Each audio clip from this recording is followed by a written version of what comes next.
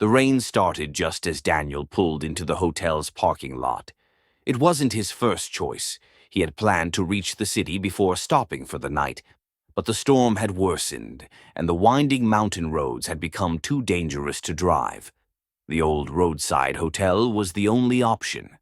The sign above the entrance flickered. Half of the neon letters burned out, leaving only Hot L glowing in the darkness.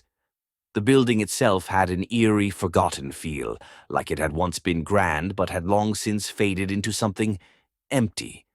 Still, he was too tired to care. Inside, the lobby was dimly lit, the air thick with the scent of old wood and something faintly musty. A single person stood behind the front desk, an older man with deep lines on his face and tired eyes. "Need a room for the night," Daniel said, shaking the rain from his jacket. The man nodded slowly, pulling an ancient-looking register toward him. "One night?" "Yeah." The man hesitated, then slid a key across the counter. "Room 306. Daniel noticed the slight pause before he spoke, the way the man's fingers lingered on the key for just a moment too long. "Everything okay?" The clerk forced a smile. "Of course. Elevator's out, though. Stairs are just down the hall." Daniel took the key and headed toward the stairs. The hallway leading to them was dim, the overhead lights buzzing faintly. As he climbed, he felt an odd sense of unease. The building was quiet, too quiet. Even in an old hotel, he expected to hear something. The hum of a TV, muffled voices, the distant sound of water running. But there was nothing. Room 306 was at the end of the hall. The brass numbers on the door were tarnished, the edges of the wood slightly chipped. As he pushed the key into the lock, a strange sensation crept up his spine, like something just beyond the door was waiting. He shook off the thought and stepped inside.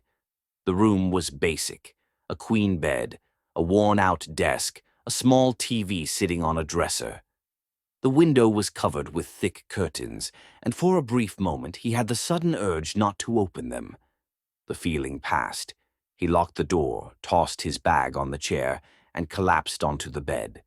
The rain outside was heavier now, tapping against the window like impatient fingers.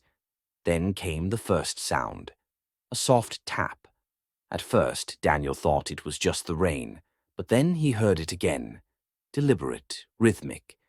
It wasn't coming from the window. It was coming from inside the room. He sat up, his pulse quickening. The noise had come from the closet, a wooden door near the entrance. Another tap. Daniel exhaled sharply. He wasn't the type to scare easily, but something about this felt wrong. He got up and moved toward the closet, each step slower than the last.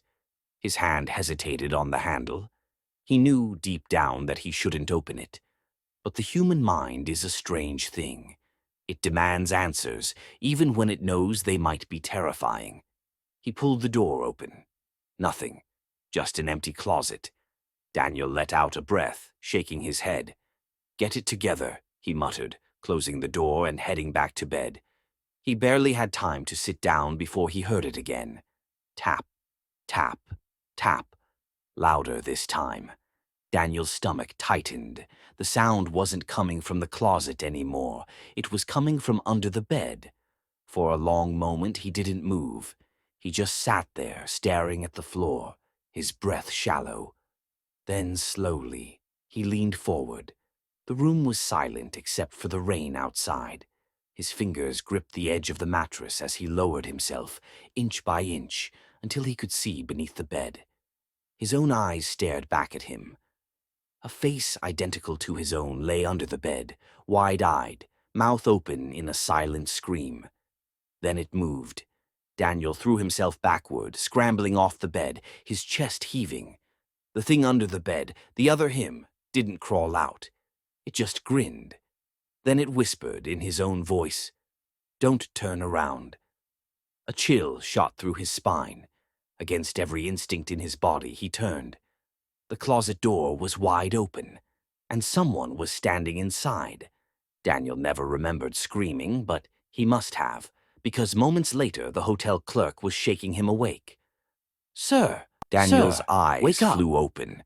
He was still in the bed. The closet door was closed. The rain was still tapping against the window. Bad dream? The old man asked, his voice concerned. Daniel sat up, his heart still hammering. Yeah, I guess. The clerk nodded slowly.